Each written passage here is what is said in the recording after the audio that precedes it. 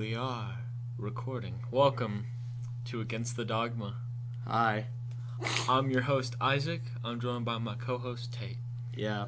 We're going first name basis. Mm-hmm. How was your day? It's pretty bad. I've been sick for the last week. Yeah, you have strep throat. It's fine. Really bad. Sick. We saw an attempted suicide today. Yeah. That was fucking insane. I was close, especially in the day where it was the worst. Like, the strep throat was just, killing me. I wouldn't have needed to kill myself. It would have killed me for me. That would have killed me. Oh, I'm talking about when we left Chinese today. Oh, yeah. And that guy jumped in front of that fucking truck. Oh, yeah, we were coming Pardon home. my French. We were coming back to my place after eating Chinese. It's kind of like a ritual we do before we do the podcast, I guess, that we've established. We're probably not going back there anymore. Oh, it sucks. It made my whatever stomach we feel like ate, I'm pregnant. Whatever we ate gave us stomach cancer. Mm-hmm. But as we were going back, we stopped at a stoplight, and a truck. First of all, the truck was going way too fucking fast. It almost fucking slid off the road, Nice. turning. And then there was some guy waiting across the street. He saw the truck swerve in, and he started running across the street right as the truck swerved around the corner. And he got to the other side of the road, he stepped out of the way of the truck right before it plowed him over. That was and I was just kind of staring at it, what just happened? And Isaac was freaking out, what the fuck? that was the highlight of my evening. It really was. I was I could have seen a guy fly 60 feet in the air after getting hit by. Or just become a pancake. Yeah, that reminded me of the time that me and you, we were coming back to my place, and we were about to turn off the highway back onto my road. And it's a 2-lane road, one lane going one way and the other lane going the other. So, just one car going each direction. Yeah. I was coming to my turn right, but I had to stop because there was a truck coming the other direction. So I had to stop a little bit before I could turn. And some asshole behind me, I had my turn signal on for a while. Yeah, for a fucking while. So there's no excuse. Old lady while. Yeah. I always do it well before I turn because I'm a really defensive driver and I'm really paranoid. But this fucking asshole was not paying attention to the road. He was in a big white truck. And he was in some big ass fucking pickup truck, and he just he got a foot in front of my behind my car, and he swerved off the road because he's going a fucking million miles per hour.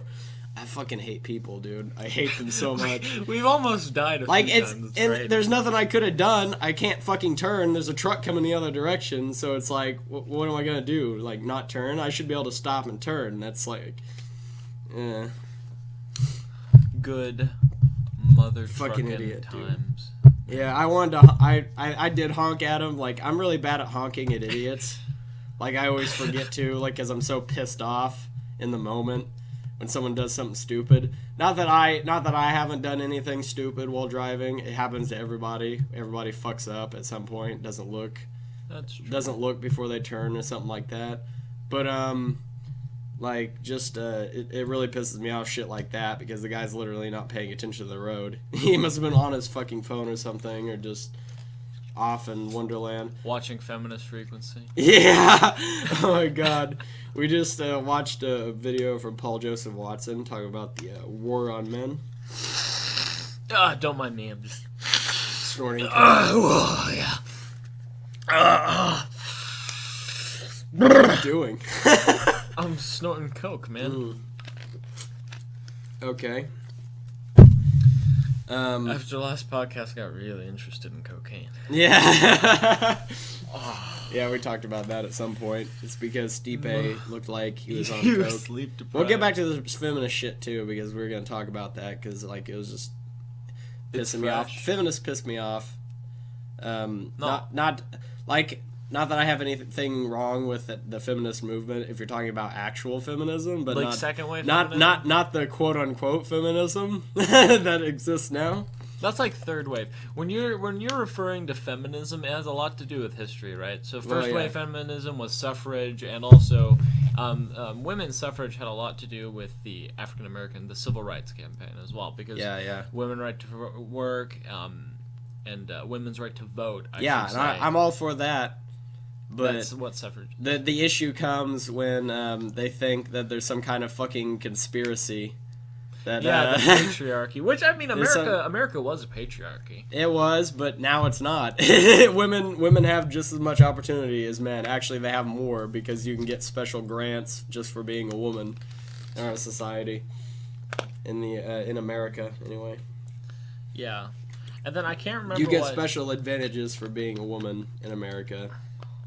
There is no systematic sexism in America. You only get advantages for being a woman. Systematic advantages in America. Right, like maternity leave is one. Yeah. Maternity leave is crazy. Like, employees can be gone for, 3 months after having the baby. Yeah. It's like you get to sit on the couch and play video games. Which I support marital leave. I'm okay with that. I'm just pointing out that that's a huge advantage. The thing is, I'd consider, well, really I'm just egalitarian, but I'd consider myself like a gender egalitarian until it comes to genetics, because when it comes to genetics, we have to change the laws to we have to have the laws in place to recognize that both the genders are different. Therefore, we need to have slightly different rules. Excuse you. Women should be able to do whatever they want career-wise. Men and women should be treated pretty much the same, but gender should be taken into account. That's my only problem I have with the third-wave feminists. And also, third-wave feminists aren't actual feminists. They're just man-haters. Yeah, it seems that And they always use the no true Scotsman argument, well, those aren't real feminists. Well, you believe the same shit.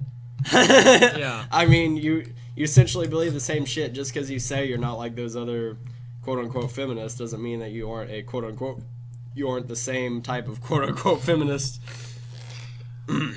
But first and second wave feminism, there were some actual arguments to be made about why society had a dysfunction, and that dysfunction was manifest in the sense that it was intentional. Women were, maybe in the 70s, women were being paid less, but that's become a huge hot button issue in this country that has been the victim of political sensationalism, basically blowing everything out of proportion, because that's what politicians love to do. It's because politicians and have the media. They have these media's part of it too. Definitely. They're still running with the myth that men and women get paid differently. First of all, that's against the fucking law. If they were actually doing that, they could sue their employers. If they're actually getting paid less, you can't fucking do that. That can't happen. Well, in most fields of work, it's not happening, but I think that sometimes you can have some promotion discrimination, maybe, and stuff like that. Again, those are rare cases; those are few and far between, and it doesn't really require major legislation, because, it needs to be on a case by case basis. When you make these cultural diversity laws, where an X amount of women need to be in your facility, an X amount of diverse races or of diverse religious backgrounds need to be in your, financial facility, if that be a hospital or a school or even a factory, that, you're discriminating. It's literally the term, you're discriminating. You're putting one over the other. You're saying that these diversity standards come before a skilled employee. Mm-hmm. And it should just be looked at your skills. Your race or your gender should not have any kind of impact on whether you get a job or not. But it's just all these Marxists. they want to, we got to include everybody even if they aren't good at their job. Well, it's just because of their skin color.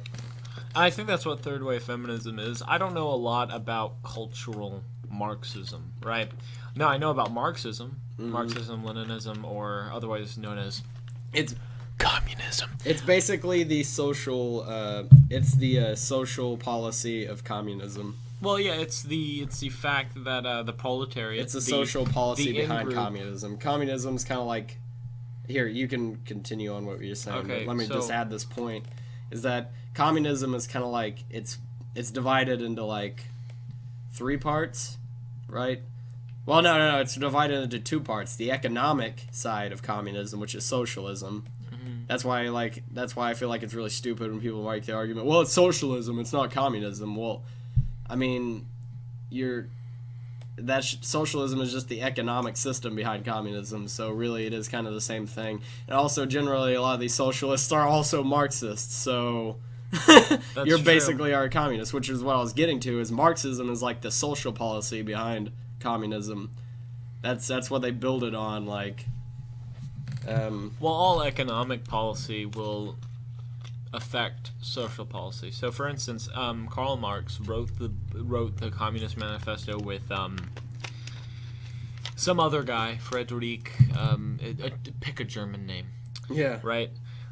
He wrote the Communist Manifesto, and he was in Germany during the Industrial Revolution. A lot of people don't know this, but Germany was the industrial capital of the world. A lot of people say Britain was, but Germany was highly industrialized. That's why they were scary in World War One. Right? They were the world superpower.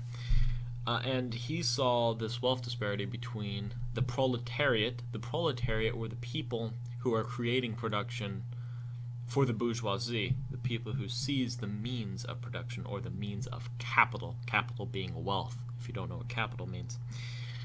So he advocated for a revolution, the rise of the proletariat, being that the downtrodden middle class, because he thought that they were being paid just to survive, to be sustained like slaves.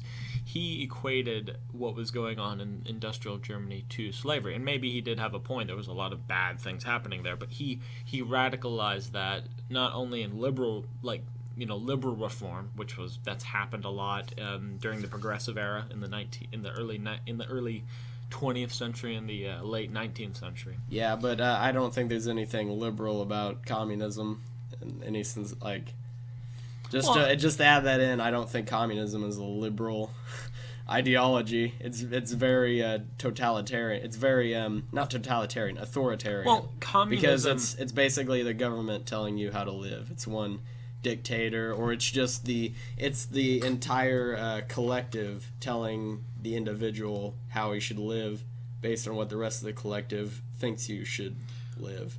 It's not it's not geared towards the individual. It's geared towards everybody else and what their idea is. So basically, it's kind of like how direct democracy would be. Because with a direct democracy, the majority rules over the minority. That's why a republic is so important. But communism, in its most primitive definition, is the advocation of class warfare to institute a society in which the collective has the means of production over the individual. I think. Don't quote me on that, but essentially it is to basically the workers will own all the factories. That was kind of Karl Marx's sort of thing, where the workers will seize the means of production. You heard that a lot, right?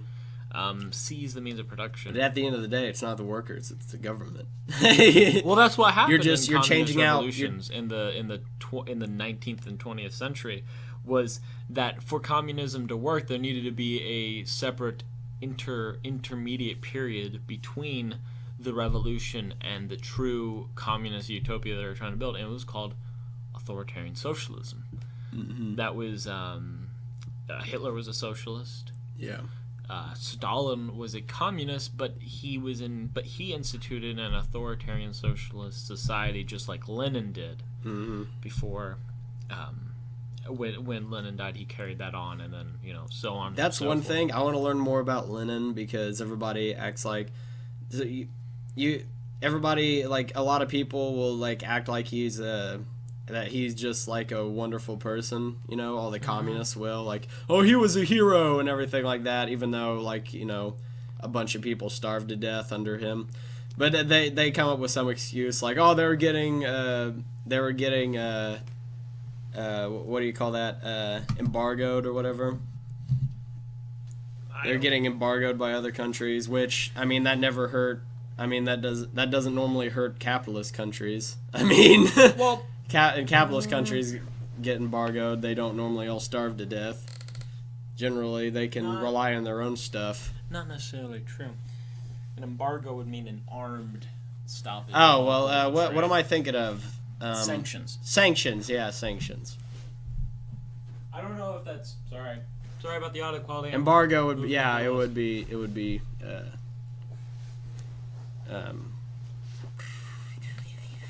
kind of more of like a militaristic. Yeah, we embargoed sanction. Cuba during the Cuban Missile Crisis. Mm-hmm. Well, it's almost like that's just become an excuse for communists because, like, most of the communist countries were embargoed. But I don't think that would really have a... If communism worked, I don't think that would have such a big problem. Because I feel like a country can sustain itself without having outside trade. Depends on the country. Yeah, it also depends on the country. For instance, Hitler... we're going off the rails here, but I love the conversation. Mm-hmm. We may circle. Also, the whole it wasn't real communism argument. What was the process? Okay, here it is. A political theory derived from Karl Marx, advocating class war and leading to a society in which all property is publicly owned and each person works and is paid according to their abilities and their needs. So if you're really good at something, then you would work that particular job, and whatever you need, you would be supplied with.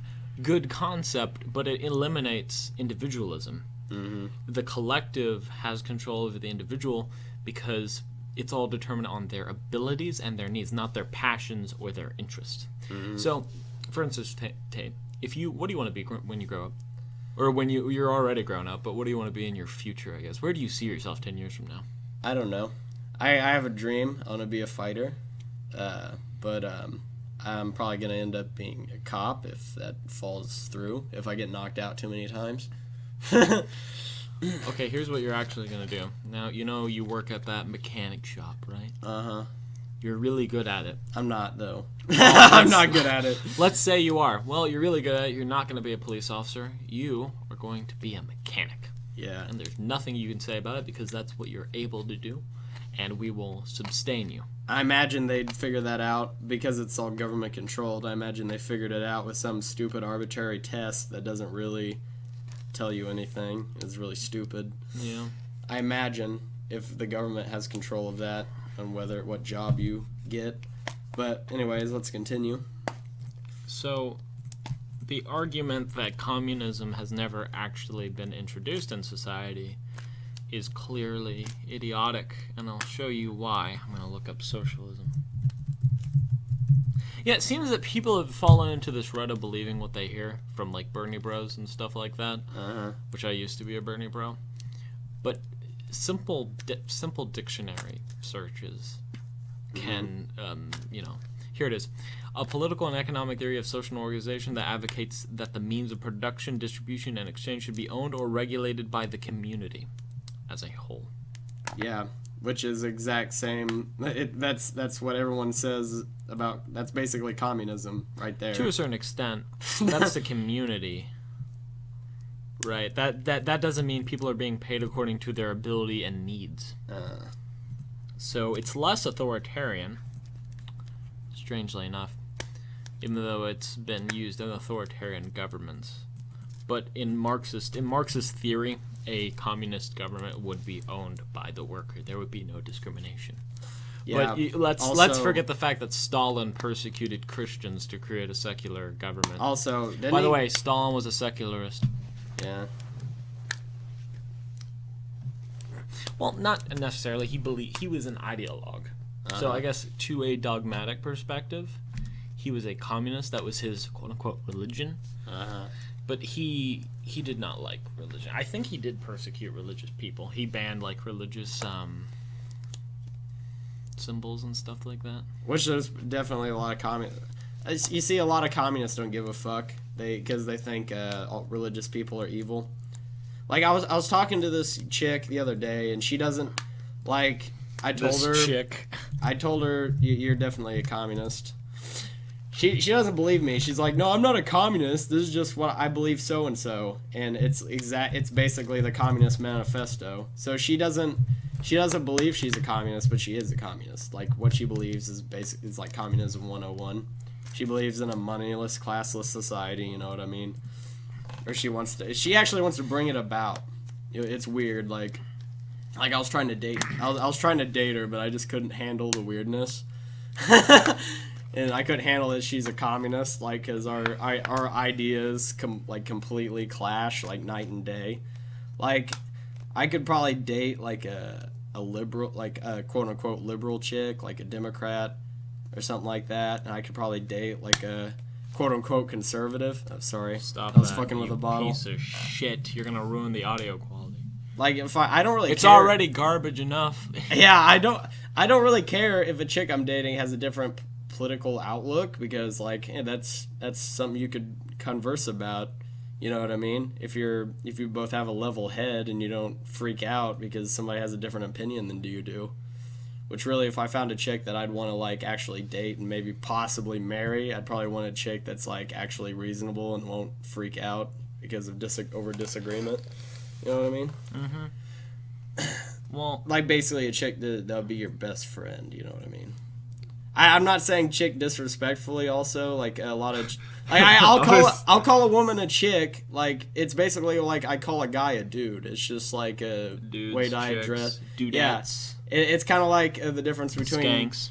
You know, it's all. It's basically a difference between gentleman and lady is what it is. But it's just more of a a casual social thing. You know, just pointing out the two different genders. But anyway, I got lost in the conversation. I started talking about dating. But anyways, I was talking to this chick, and she's like really Marxist, really communist. She wants a moneyless classless society. The thing is, which I was gonna bring up a minute ago, is that the whole communist thing, in order for it to work, people have to be very moral. You know what I mean?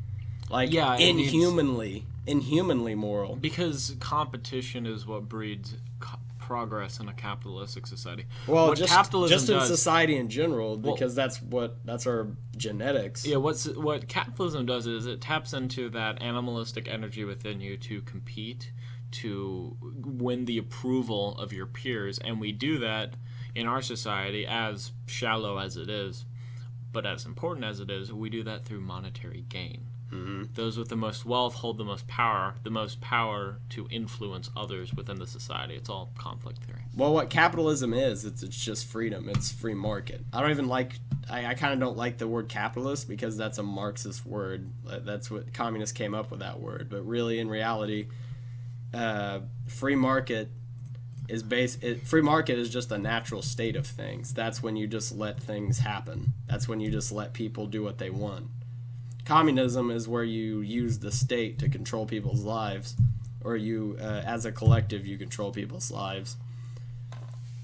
You do, because you pay them according to their ability and needs. I agree with that. And also, people can't sell stuff. In a communist society, you wouldn't be able to, like, open up your own business. You wouldn't be able to do what you want. I mean, your entire life is dictated by the collective. If it would ever work, which I don't think a collective could... I don't think you can run a society as a collective. It would just be chaotic because you could, but it would humans. be swamped politically because you have so many diverse groups that you would have to. Well, I mean, you don't have to worry about diverse groups; just kill them all. Such being basically the majority kills everyone they don't like. The anti-religious campaign. Sorry about that. Campaign. The campaign from 1917 to 1921. There was also another anti-religious campaign between 1921 and 1928. There was also another anti-religious campaign between 1928 and 1941. And then there was a World War II rapprochement. And I believe that they may have stopped. Yes, an official organization of the church was greatly expanded, although individual members of the clergy were occasionally arrested and exiled. So they were still persecuted, but it was more of a lax policy. So, communists tend to be, in the most represented form of communism, which was the Soviet Union, tend to be a radical secularist. Mm-hmm. Secularist. Well, yeah, because their God is the state. Their God is the collective. Their God is the system. If you're not worshiping the system, then you're a heretic and you need to die. Like that's another thing. I'm talking to this chick. I'm using her as a reference point because she's kind of like an example of the communist outlook worldview that I'm using. She like when I brought up like human nature and things like that, she says like I keep bringing this up, like, well, what about the people who don't want to go with your society?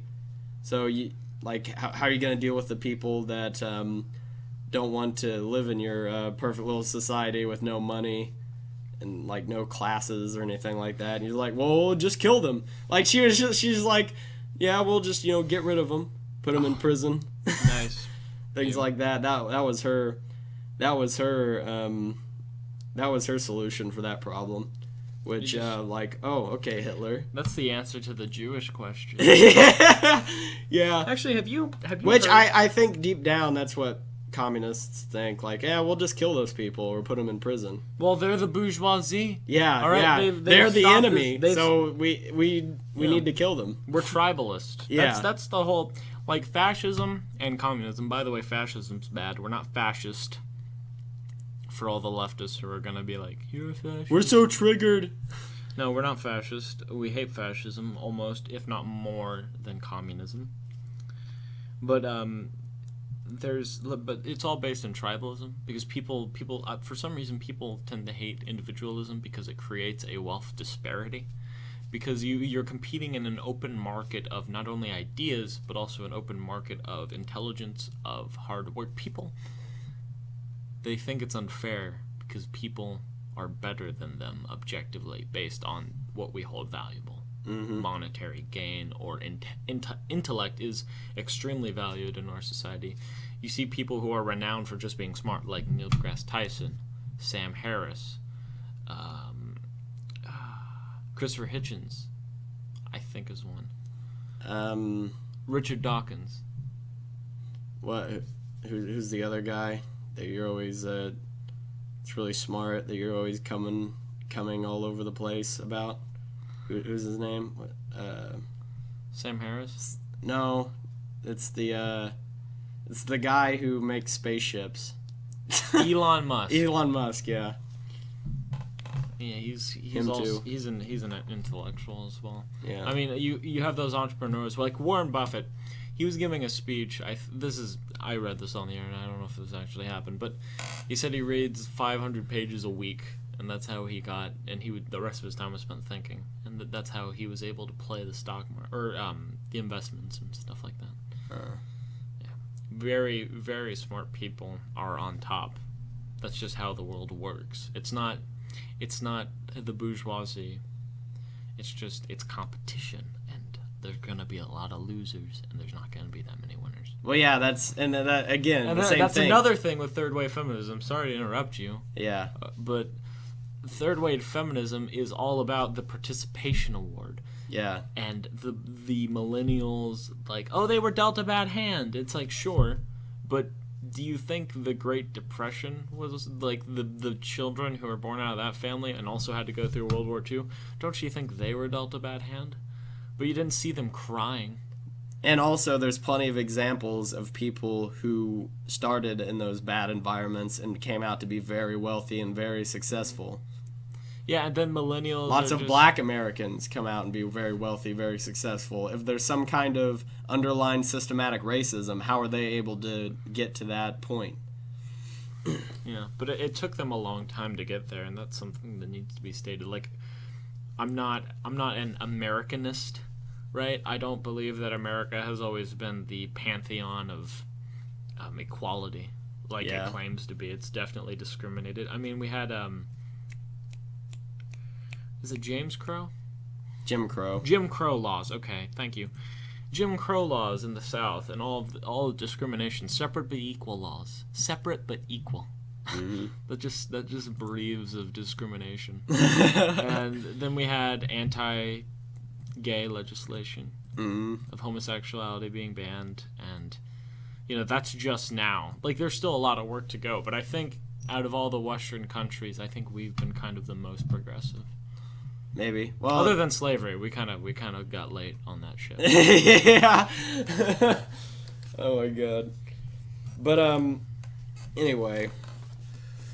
But yeah, that leads back to like communists and that chick I was talking to. They hate competition. They hate the whole model of people competing against each other to be the best.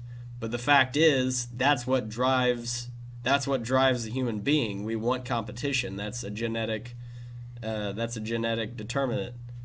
And like, because people don't just do a really good job for no fucking reason. People don't. Right. There's no. I think there's unless talent. Unless they have this.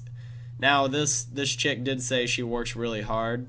It's like, oh no, I work really hard even without competition. Like maybe if you're driven by some kind of crazy ideology like hers, but not everybody is driven like that. Some people don't give a fuck. You know what I mean? They'll do some sort of incentivization. Yeah. They'll do whatever. I mean, they'll fuck off as much as they can. Most people will. Most people don't have that hard-working outlook. You know what I mean? But I don't. If I don't have some kind of incentive, I'm not going to do my best. If I have an incentive, or if I have some competition especially, I do really well. Because I try to compete against somebody. That gives me like a goal, kind of. I make rivals at school. I definitely work harder. I'll find somebody at school that I hate, right? And I'll be like, I want to do better than them. Yeah, And exactly. I work my butt off in school, so I can do better than them. And I hate them. competition. They are my enemy. Competition drives human beings. That's just a biological fact. I mean, you could probably look at a million. This is just known science. I'm pretty sure they've had probably a trillion studies published. This is just known like psychology, right? I mean, yeah, I think we talked about that in psychology class. I'm just a high school student, so I don't know a lot about I took AP psychology and I really liked it, but I'm taking sociology now and I absolutely adore it. I love sociology. Well, that's another big thing is just communists are trying to challenge common sense. They're trying to challenge genetics and science. Yeah, and a lot of these people are the same people that say that Republicans are anti-science. How are they trying to challenge genetics and science? Could you go? Well, like I was just talking about. They like to pretend that they think that if we got rid of competition in our society that somehow it'd be more productive. That's completely I feel like the opposite of what would happen. And time again we see that doesn't happen. Society becomes less productive, like we saw in the Soviet Union, like we saw in China, like we saw in Cuba. If people don't have incentive, they will not work to their hardest. They will not work their hardest. There might be some weird people who will work their hardest, but generally they're driven by ideology, which is kind of an incentive. Genetics of competition for nodulation of enzymes. I have no idea what this is. And then they'll say that's just societal. That's just something that's hammered into you from birth. Like, I'm pretty sure it's not. I'm pretty sure that's basically just evolution. Evolution is what you need to prove that, because the people who sorry, I'm just looking something up. What exactly happens when humans compete? By and large, people improve in competitive situations. Comparing yourself to others helps you understand how much more you need to work and creates benefits over time. Incremental improvement is still moving forward, even if perfection is impossible. You can't evaluate yourself in the same way in a vacuum. For example, when more people take the SAT at the same location at the same time, everybody scores lower. Why is that? Because the more people in the room, the less you know who exactly you're competing with and how hard you need to work to excel.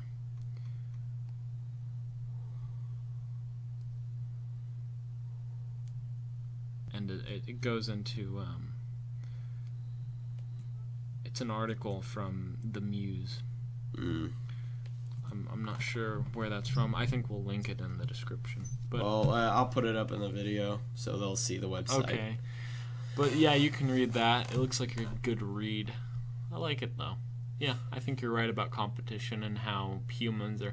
I mean, I think humans are naturally motivated by an incentive. Like biologically, like that's how our brains work. Like Well, that's if how humans, we if evolved. humans eat something, like eat things, or if they work out, like I've only worked out a couple of times, but I worked out, and when I do, I want to get back into it again because like when I do, I have this euphoria, right?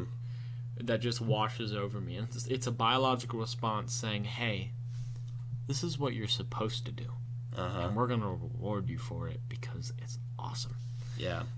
And it creates this incentive to keep doing it and keep doing it. And I think competition can inspire that because it allows you to engage in activities that you may not want to do on the long term, but your body will, like healthy body, healthy mind. Like, you know, working out helps you become more mindful. Working out helps you realize self-improvement and how beneficial self-improvement is. Looking at yourself at in a very pragmatic way and looking at here's what I need to do to improve instead of just saying I'm stuck in this rut, I blame society, I blame my family, I blame my teachers, I blame myself. You become self-reliant. Mm-hmm. And actually, speaking of self-reliance, I think it's Ralph Waldo Emerson, he said that imitation is suicide. Mm-hmm. Is that we have to find our own way, and we do that through improving ourselves and take care of your own business. I love that. And you don't do that in Marxism. No, you're connected don't. It's just to everybody else. And it doesn't matter if everyone else is a fucking asshole and they bring you down. You're connected to them. You have to help them out. You know what I mean? Oh man, I just, it's great. I love this. And but anyway, I kind of went off the rails a little bit. Yeah, we were talking about women. But and at the end of the sexual day, I'm pretty certain, and most scientists are pretty certain, that competition drives innovation, and it drives improvement. And in a communist society, they don't want competition. Well, society is a is problem. like they don't promote it. Yeah. They promote working for the collective, for the collective's goals, and that can be effective, but you have to force them to do it. Yeah, which is because true. Like generally people work the for 7-day themselves. work week. They don't want to work for everyone else. Maybe they'll work for their family, but they don't want to work for every other person. That's human nature. So unless you're going to go all Hitler and kill everyone who only thinks for themselves, which you're probably going to kill about 99% of the human population, or put them in camps or something like that. I don't know what you're going to do to all those people. But basically, it would be like forcing biology. Like, you'd literally have to... it would be an insane... It would basically be eugenics. It'd be like what Hitler was trying to do. But instead of basing it on race, you're just basing it on genetic traits. Which can be race as well. Yeah. So it's basically the same as what Hitler did, is what that crazy bitch I was talking to wanted to do. Also, Stalin killed more people than Hitler did. Yeah. In the gulags. Also, if you count the fact that he had a don't turn back campaign, or like a policy in which during several battles in World War II, on the Eastern Front, or what Russians would call the Western Front, they had a I think it's not one step back is what it was called. And basically, it would order soldiers who showed any signs of desertion to get, bam, shoot them. Yeah. They're dead. So it was very barbaric what the Soviets did. They just kind of smashed in front of their lines. Well, you'll talk to a lot of Russian guys, they'll say, well, that's bullshit because in the American military, they'll shoot you for deserting. Yeah, but they won't shoot you right there. And I don't think they shoot everybody for deserting, do they? A lot of times they'll just put them in prison. Pretty sure. It's not... Well, I mean, desertion, like, it was like, if you were, like, running, you couldn't do a strategic retreat, essentially. You're there forever. Yeah, you're there until you die. Yeah. But anyway. But man, hey. Listen. So we were talking about Marxism. Fear drives you and makes you better. Yeah, he's reading some Freed fortunes. from desire, then you can see the hidden mystery. I feel like that was some That kind was of a bad translation. That's a Jaden Smith quote. Oh, okay. No, it isn't. But it sounds like it's a Jaden Smith quote. It sounds weird. These all sound like they came from Jaden Smith's Twitter page. Smith. I'm gonna source some cocaine and take some Smith. Oh, we should talk about UFC. Yeah, I was gonna talk about that, and then we went to the communism talk. Yeah, we went off the rails. Yeah, we talked about communism train. most of this, and I said a lot of like I probably sound like an idiot a lot because I couldn't form my thoughts correctly, but that's gonna happen in this podcast. I'm not an idiot. I just haven't practiced any of this. If I practiced it, I could probably debate somebody, you know. And also, the audio quality will improve. I'm getting my license in a few weeks, and that means I'm gonna get a job, and I'm gonna fill that stupid room with stuff and panels, and we're gonna have another mic for you, good buddy, and it's gonna sound amazing. Oh, one more thing about communism. Okay, I was gonna talk about. Go. Shoot, do it. If I could remember what the fuck it was, it just popped into my brain, and then I forgot it. Damn it! All right, let's just talk about the UFC. Stipe Miocic. I'll remember. If I remember, I'll bring it back up. Stipe Miocic completely dominated Francis Ngannou. Yeah, we were talking about this. This video, we just put the video up Yeah. just today. What happened with we're the talking. editing? Oh yeah, you got sick. Yeah. I don't blame you. I was just like, I felt better today. I still felt like shit. I didn't go to work or anything because I felt like shit and I didn't want to spread it around anyway. But I'm still here, buddy pal. Yeah, Chum yeah. chum. Well, because I think I got it from you, so. No, that's think you'll get literally not possible. Because that was in December, and I was taking antibiotics. And I wasn't even at your house, I don't think. Yeah. But anyway. Yeah, well, I think it happened because I went out running, because I trained boxing and jiu-jitsu, because I eventually want to do MMA, but right now I'm planning. I have a amateur fight coming up, amateur boxing match. I've been training really hard recently.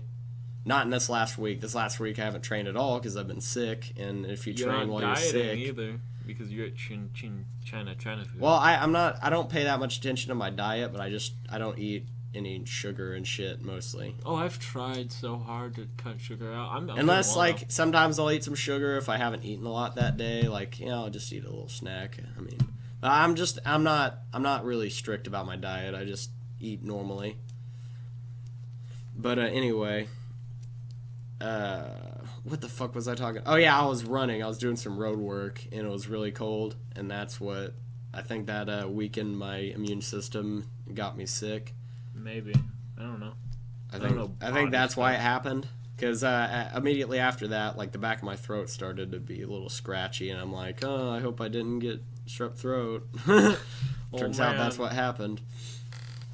But anyway, let's get back to UFC. Stipe Miocic tore down Francis Ngannou. By the second round, I think everybody knew what was going on. Yeah. Well, like I predicted it. I said in the podcast, like I think Stipe has more experience. He's more technical. Mm-hmm. He's strong. He probably has better cardio. He's 20 pounds lighter than Ngannou. He's not as muscular. So Ngannou's gonna have a lot more lactic acid buildup. He's gonna be using a lot more energy. And in the first few rounds, he's gonna be really putting it out there to try to knock his ass out. And he couldn't because Stipe beat him with technique. He dodged and slipped those punches. Most of them. He got clipped a couple of times. Yeah, he got clipped, but for the most part, he kept moving. He kept looking for openings and bopping them. Mm-hmm. And he survived the first couple rounds like I predicted, and then he wrestled him down to the ground and started beating the shit out of him like I predicted. I did this. Yeah. Well, this wasn't just my intuition. I'm going off of what other people say too. But yeah, that's what I thought would happen, and it happened. It was a very cool fight. I liked it. It was very exciting. And just because Ngannou was a little weak doesn't mean he could have still gotten the knockout punch in the later rounds. That was the scary thing. It was very unlikely. By round 4, it was very unlikely that would happen. But yeah, it was a fun fight to watch. But I figured that's how it would happen. There was a really big Francis hype train too. Like, so many people thought he was gonna win just because he had insane punching power. He had insane, like, that. I was really worried when we were watching it with all those dipshits people. I mean, they were great people, you know. Yeah, awesome. They might hear this podcast. You probably won't. I was shit about kidding. It's a joke. Yeah. I love all people, except for the ones I don't. Right. So I was watching it, and they got back up on their feet in the 4th round, I think. Yeah. And I was really scared that Francis was just gonna punch him and he was gonna fall. Well, Francis is so fucking tired. You know, if Stipe... Well, still, he still has a lot of punching power. He got... What round was it when he made full contact with him and Stipe actually stumbled back and, like, held his face? I don't know. It was probably one of the early rounds, but it was scary. At that point, Ngannou was so fucking tired. I feel like if Stipe worked with kicks more, he probably could have, like, head kicked him and just knocked him out right there, which would have been a really fucking explosive way to win, get like a highlight reel. But he played it safe. Knockout. Yeah, but it seems like Stipe relies a lot on his boxing. So if a heavyweight comes in that does a lot of kicks, maybe he'd have pretty good success against Stipe. I don't know, but Stipe seems to not use kicks very often. From what I've seen, he's more of like a boxer / wrestler type guy. Yeah, but it was a really fun fight, and just, I don't know, Dana White apparently Dana White. There's some memes going around when he was watching the fight in the later rounds, and he looked like he wanted to kill himself just seeing Francis Ngannou getting torn down. Well, I think a lot of people, and probably maybe him too, they thought he was going to be the next Mike Tyson. Francis Ngannou, like, just going in and knocking people out in the 1st or 2nd round and shit like that. But the thing is, Mike Tyson was first of all, Mike Tyson wasn't just a brawler. He didn't just have insane punching power. He was also very technical. It may not look like that, but it's just because the style is unconventional. It's different from most people. It's kind of like he had a very ambidextrous way of fighting, where he'd switch from southpaw to orthodox very commonly, and he'd kind of stand sort of square with people rather than keeping his left or right hand forward. No, Mike Tyson. Oh, okay, but Ngannou, he fights more orthodox. Okay. He has a very orthodox way of fighting, but he's kind of a brawler. Like, he relies a lot on his punching power. And that's probably, I imagine that's what got him the wins against all those other guys that he fought. Now, Ngannou did not know the way. Yeah. Stipe showed him the way. He did not know the real way. That meme's dead, if nobody knows that meme, they think you're really racist. Oh, right now. yeah, they do. Mm-hmm. Do not lie, Stipe. You need to know, you guys it's need to... the Ugandan Knuckles meme, alright? Everybody Yeah. knows it. It's officially dead, by the way. Nah, it's going to carry on, I feel like. It's going to be the meme of 2018. Yeah. Well, anyway. What was I talking about? How? Oh, yeah, Stipe. That now there's a debate on whether Stipe is the greatest of all time or not. And a lot of people say no, Fedor Emelianenko is the greatest of all time. You don't know who that is. You're not as well. I am not versed at all. Yeah, you don't know anything. You almost don't know anything about MMA. I'm trying to get Isaac into MMA a little bit more. I'm probably gonna show him a bunch more fights or something like that. I like MMA. It's cool. I recommend to you, Isaac, that you start watching like a bunch of MMA videos and get more knowledge about it. That's just my recommendation. I'll probably actually take up a martial art when I'm not fat. I recommend. I'm not fat right now, but I recommend jiu-jitsu. Well, doing a martial art will help you lose weight. So, and trust me, there's some fat guys that come and train too. Not to be offensive to anybody who trains with me, And I'm not pointing anybody out. I mean, I'm just saying there's quite a few fat guys that train, so it's not like you're gonna get judged there. Judged? Yeah, you're not gonna be judged. I mean, people who do martial arts are generally the most cool-headed people you'll meet, because a lot of the douchebags get filtered out because it actually takes hard work and effort to improve in martial arts, because a lot of douchebags can't handle getting beat up and failing. It's not an ego trip for them. It's an ego down. I mean, so douchebags can do football because it's a team effort. So like you can just always make the excuse, well, it's my teammates who fucked up, not me. With martial arts, it's just you. It's on. When you fail, it's your fucking fault. I mean, you can't just put it off on somebody else. It was my trainer's fault. yeah. So people will laugh at you. So that's why douchebags are kind of filtered out of martial arts. But what was I gonna say? What were you going to say? Oh yeah, Steve being the greatest of all time. I think he might be. Yeah, I think too. He's defeated the belt. He's defended the UFC belt 3 times, which is the most anybody has ever done. And the UFC is the biggest MMA organization of all time, right? As so far. It's had the most top-level guys fight out of any other organization. People say Fedor Emelianenko just because of the sheer amount of wins he's had against kind of high-level guys, but a lot of the guys that he fought were out of their prime. But again, there's a lot of almost everybody consistently thinks Fedor is the greatest of all time. And, really, I haven't watched a ton of Fedor's fights. I've watched a few, but in Pride is the organization he fought in. Didn't Pride get bought? Also, Fedor was probably on roids, though, but so were a lot of the other fighters. So, I think if you're going to talk about the greatest of all time we should talk about fighters who most likely are not on roids. Yeah. Because now, post-USADA, it's almost impossible to get away with taking steroids. Yeah, but Miocic's on cocaine. Yeah, probably.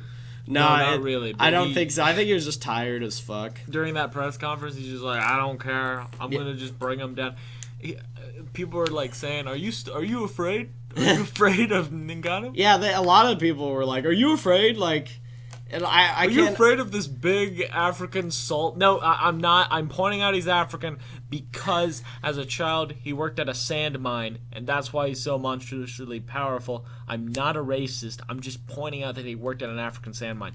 Are you afraid of this big old sand miner who comes up and the punching power of a sledgehammer swinging overhead? Yeah, well, I feel like a lot of I'm just amazed how he didn't get psyched out by everybody asking him if he's afraid. Because I feel like after a while, I'd start to get psyched out if everybody was like, Are you afraid of this fucking monster? I'm like, no. After the 50th time that I got asked that question, I'd probably start to get a little afraid. But because everybody else is afraid for you, so you catch that vibe. You're like, I'm gonna die. But he kept cool and he fucking won. He beat him. I think definitely Stipe. I feel like Stipe's fought way better guys than Fedor fought, because also at that point in time MMA wasn't up to the level that it is now. MMA has definitely grown and become a lot more high level than it was back in the day. So, I think, I feel like the argument that Stipe is the greatest of all time makes more sense than Fedor. And also, it's after all the it's without steroids. So, I'm gonna say, that I'd rather the greatest of all time be somebody who's clean. You know what I mean? They just do it with their natural strength rather than relying on steroids. Which pretty much everybody was doing steroids, so I guess it equals out, but also there's inconsistency, which who was doing steroids and who wasn't. That's a huge problem in sports, especially the Olympics. They have organizations that get bought out, or they're corrupt in some way, and a bunch of people get caught with steroids. But And also, Pride didn't have a lot of high-level guys in it. It had a bunch of, chumps, if you compare it to the higher levels. Like, UFC had the most high-level guys, but Fedor was fighting a bunch of guys in this second-rate organization. It was still a great organization. It had good rules, except for the no elbows. Pride would have the perfect rules if they allowed elbows, because they allow, they allow kicks to the head on the ground. I believe they allow, headbutts, maybe? No, I don't think they do. But if they allowed headbutts, it'd be a really good rule, too, to have headbutts. They also allow head stomps. Maybe they shouldn't have head stomps. Yeah, that sounds like that. Like, I'd trade head stomps for elbows and kicks. What the fuck am I going to say? Yeah, for elbows and head bumps. Yeah.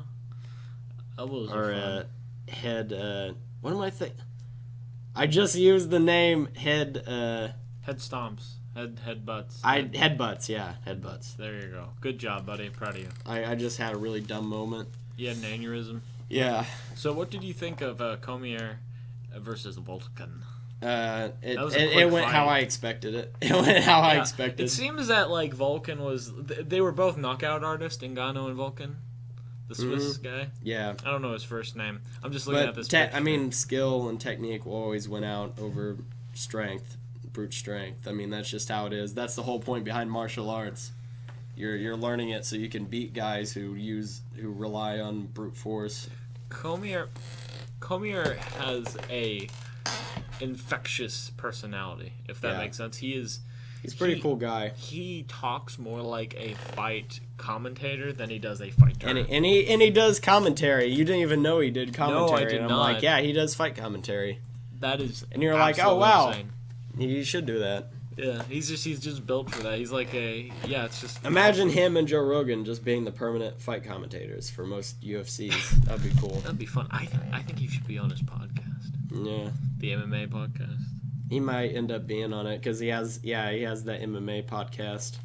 We were listening to that, and Rose Namajunas was on it, and wow, I mean, she's cool and she's also hot. I mean, yeah, I love except that for the shaved head. I don't like the shaved head. I like her with long hair. But... I'll show you some chemo. But honestly, you get this cancer joke. But she's hot. She's cool. Like, I'd marry her.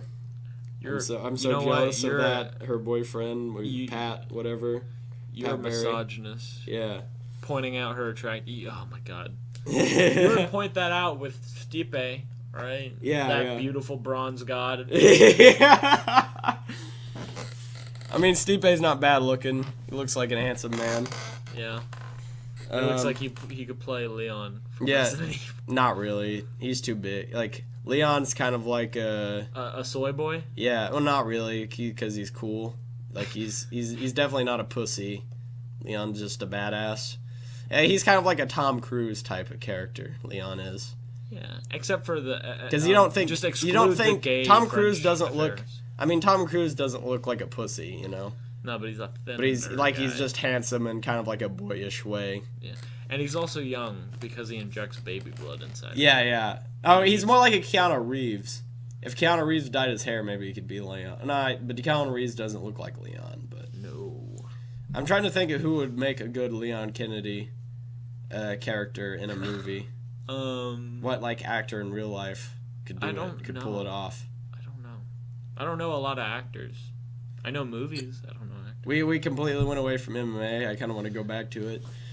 Well, Vulcan's a chump, and during the interview, the press conference interviews, which I actually stayed up and watched, he went to sleep like a little bitch. But he got beat up. It was a TKO. Didn't they stop it for medical reasons? I think they did. I mean, DC was about to choke him out a couple times, but he got saved by the bell on both occasions. But yeah, this was a good ticket. I liked it. You mean a good card? Good card. Sorry. But back to the greatest of all time argument. But also people bring up Cain Velasquez and Fabricio Verdum. I think that's one of the arguments. I'm not sure. They bring up a lot of heavyweights for the greatest of all time. I think Stipe trumps all of them. If Stipe would definitely be the greatest of all time, and nobody could really argue it if he beats Cain Velasquez, which you don't know who he is, but he's a beast. He beat Brock Lesnar and all those guys. And I don't know if you've seen pictures of Brock Lesnar, but he's a fucking beast. I have like 10 tabs open. Don't mind me. But yeah, he beat Brock Lesnar when Brock Lesnar was just destroying everybody. Oh my god. Yeah, Oh. Cain Velasquez beat him. Wait, Brock Lesnar? He was in the WWE? Yeah, he Wait. came over from the WWE to fight MMA. Was he good? Yeah, he beat a lot of guys. I always think the WWE is. I Like, think a garbage. lot of it was his physicality, though, because he was really fucking big. He was just a lot bigger than most wow. guys. He didn't take roids either. He had got through nah, that he drug definitely test? took roids. They that was before they had USADA come in and start doing the drug testing. Before it was really easy to beat the drug tests, a lot of guys were on steroids still. That is crazy. He looks. Oh my. He's one of those meatheads. Yeah. Apparently his fists, they had to make special gloves for him because they're way too I big. have large fists. You know what they say about a man with big hands? Big gloves. Yeah, exactly. But anyway, Cain Velasquez beat him.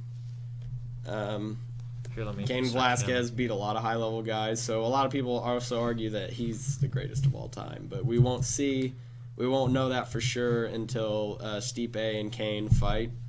And if Stipe beats him, then I guess He is the best. I mean, you could make a very good argument that he's the greatest of all time. Post steroids. Yeah. Oh god. He's the greatest of all time that's not on steroids. A lot of these pictures just have him like in a beaten mess. Yeah. He's a tough then- dude. Does he just bleed like a pig? Like Nick Diaz does? I mean, I guess he just gets cut up a lot. Yeah. Yeah, Who's that lady? If his wifey? If Stipe can beat him, he's Or his trainer? definitely Or the his greatest trainer? of all time. Also, apparently Stipe is going to be fighting Daniel Cormier soon. Apparently that's confirmed. Wait, Stipe and Daniel are gonna Yeah. fight? Wow, It's that going to should be like fun. some kind of catch weight type super fight or something like that. Stipe is gonna beat him though. Yeah, I think Stipe will beat him. Oh, it'll be a funner Oh fight. no, than what we did see. it'll be interesting. I'm wondering, like, I don't know. I mean, DC might beat Stipe. I don't know. That'd be kind of crazy, wouldn't it? Yeah. That would suck. I want Stipe to be the greatest of all time. Kind of like I'm becoming a really big Stipe fan. I think that'd be cool to actually have a definitive greatest of all time if he can beat Cain Velasquez, and that'd also be cool if Brock Lesnar came back, not on steroids, Yeah. and if How old is he? if Stipe can beat fucking Brock Lesnar too, that would He's definitely 40 though. I don't know if he's coming back. Stipe would definitely be the greatest of all time if he beat fucking Brock Lesnar. I Brock feel like. Lesnar. Well, no, Brock Lesnar's 40 years old. And if he beats DC, because DC fought at heavyweight, I believe, a few times, and he's still undefeated besides John Jones. And I really hope that John Jones gets the book thrown at him because I don't know. I don't like the guy. Yeah. But hit and run with He's- a pregnant teen. I just. Well, he apparently he was on Joe Rogan's podcast, and apparently he didn't know the lady. There was a pregnant lady in the other car. He was just panicking and just wanted to get out of there, and he was apparently on drugs. Of course. But I don't know. John Jones is a weird character, dude. I can't peg him, because he's really he's really Christian and stuff. Like, and he seems really nice. You know what I mean? And he seems really spiritual, and he loves his daughters and everything. Like, he seems like a really great guy, but then he has this other side to him. Like, he does drugs. He does drugs and parties all the time. He does some stupid shit. I don't know. Either it's all facade or he's just a really complex individual. Either it's just like a nice guy. He has like just this nice guy fucking Like alter persona. ego. Yeah. I don't know. I don't know much about John Jones. I don't know much about anyone. But what do you think about? Well, I love GSP though. I've seen quite a few of his fights. That's kind of one of the only people I actually know about. Yeah. What do you think about like? I know he's retired again because he had something wrong with his butt. Yeah. And his butthole. And well, he has it's some kind of, I forget. I think it starts with a C. It's some kind of stomach disease. But I keep forgetting the name of it. But he has some kind of stomach disease, and that's giving him a lot of pain while he's training. And it's apparently chronic, so who knows if he actually gets back into fighting. And apparently was fucking with him in his camp, his training camp for fighting Bisping. Oh boy. It was fucking with him in that training, during that training camp. And it fucked with him the day of the fight, apparently, as well.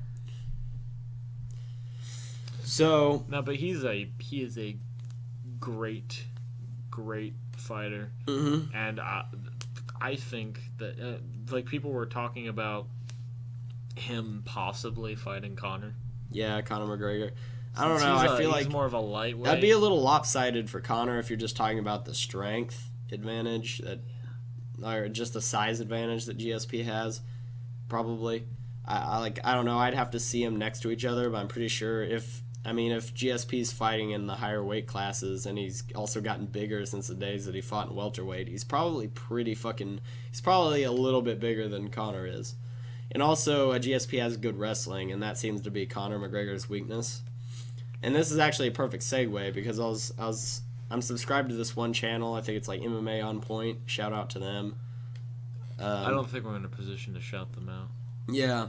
I mean, they could probably shout us out and it'd do us a lot more benefit. Please. Please.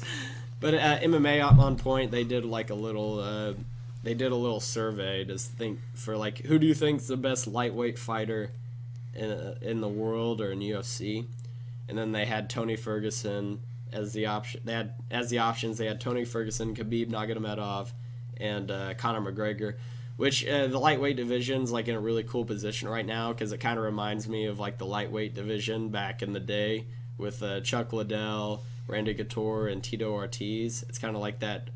It's kind of like that the three top guys like trying to fight for the title. It seems like that's how it's going to be playing out with like them fighting each other over and over again until they know who's definitely the best.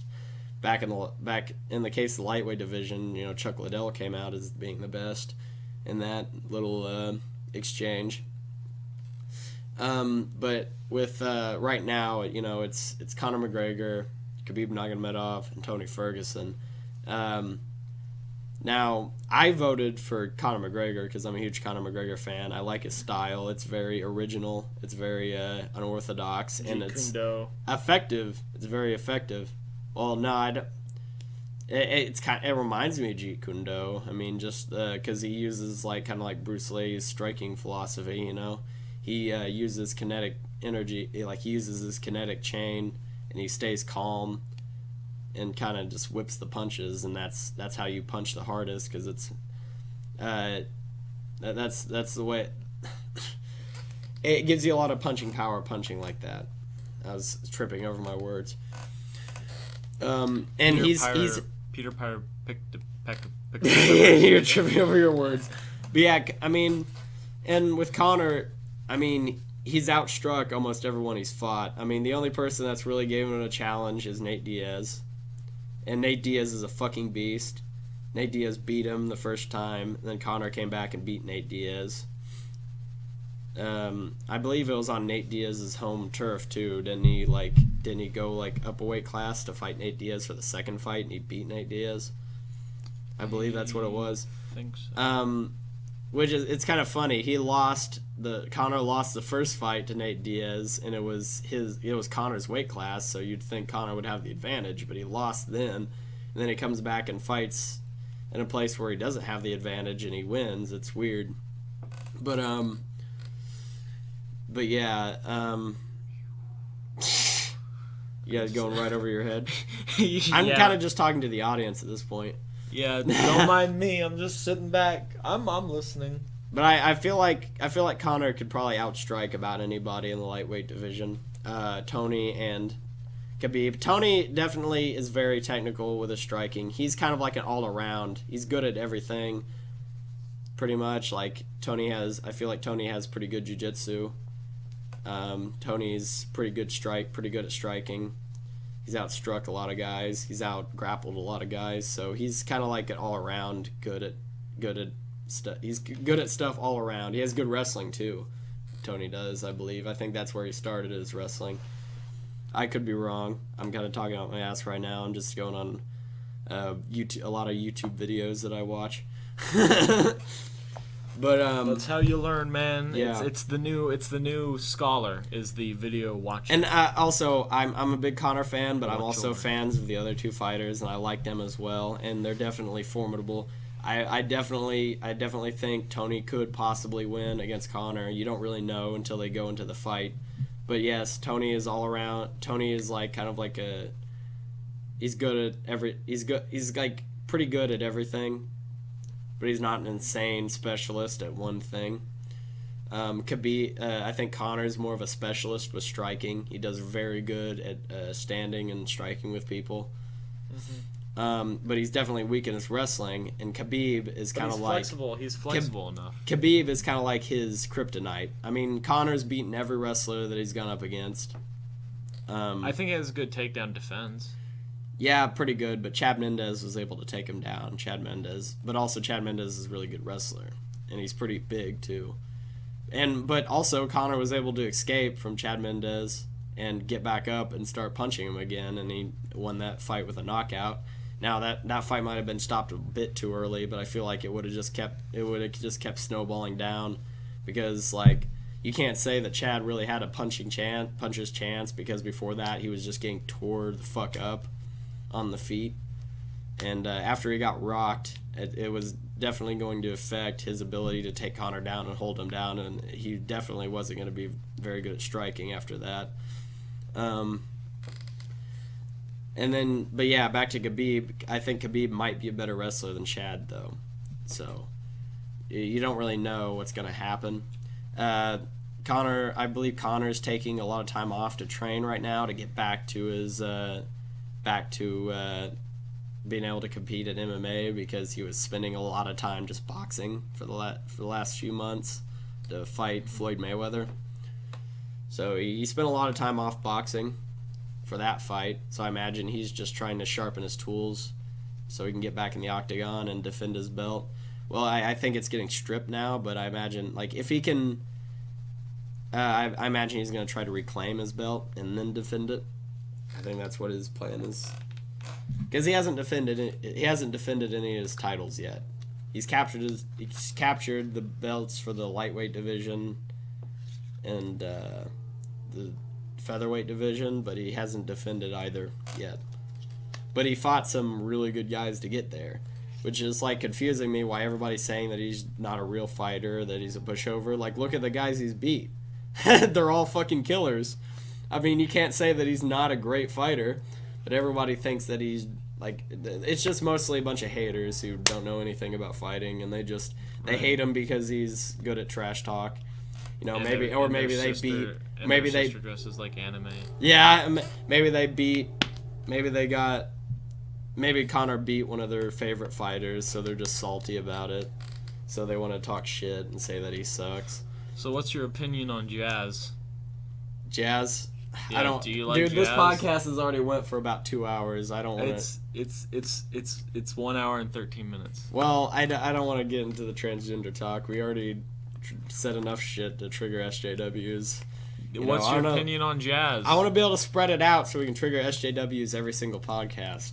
And not talk about MMA for 20 minutes. Oh my god! Well, I'm about done. I figured we can end on this. We can end on this. You need to we're not ending on You need to get educated on the subject. So it went over my head. It went over everyone's head.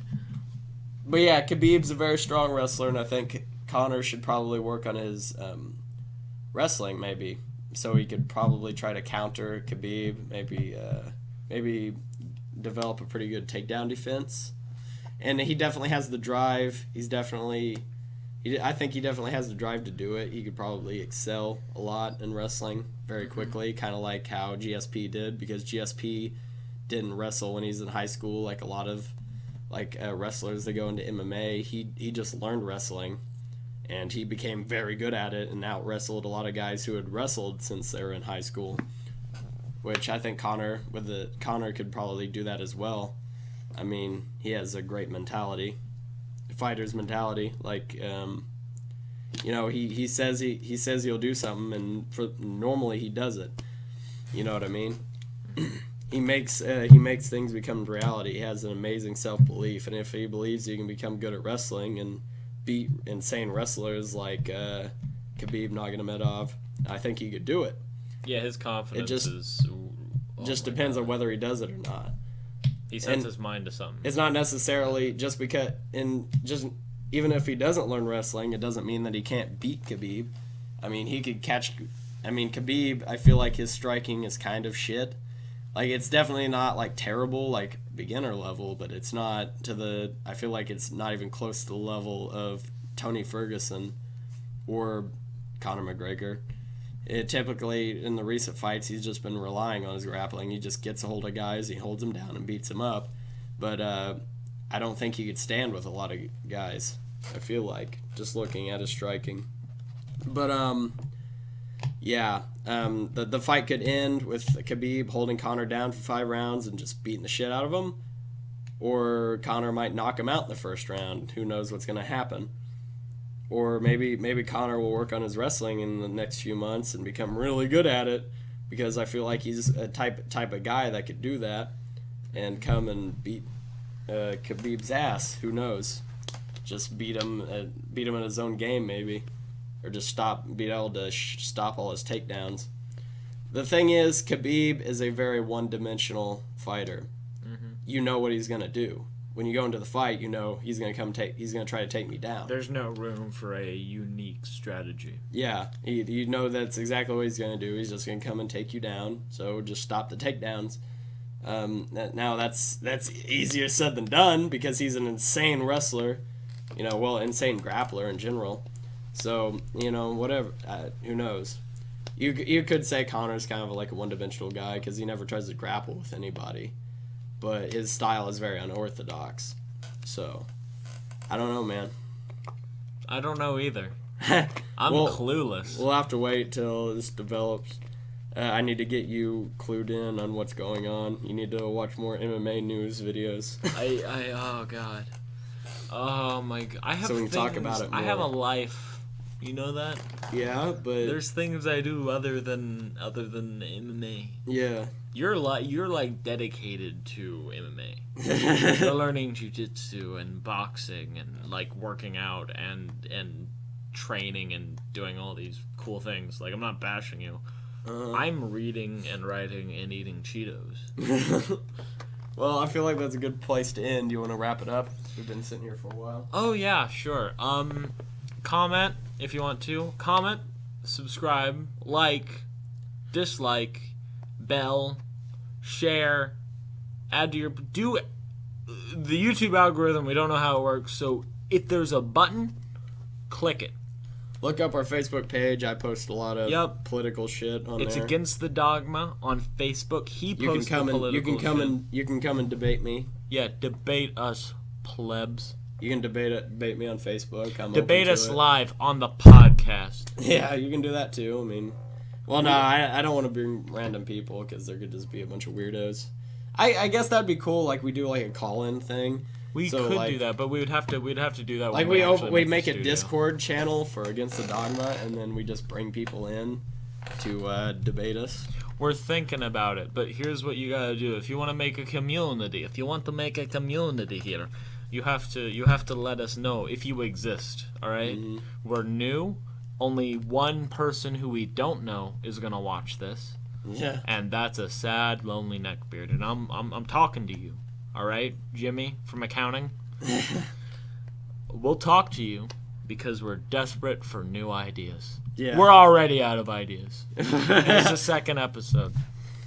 All right, well, Good night. C'est la vie. We're gonna have this podcast up sooner than the first one, won't we?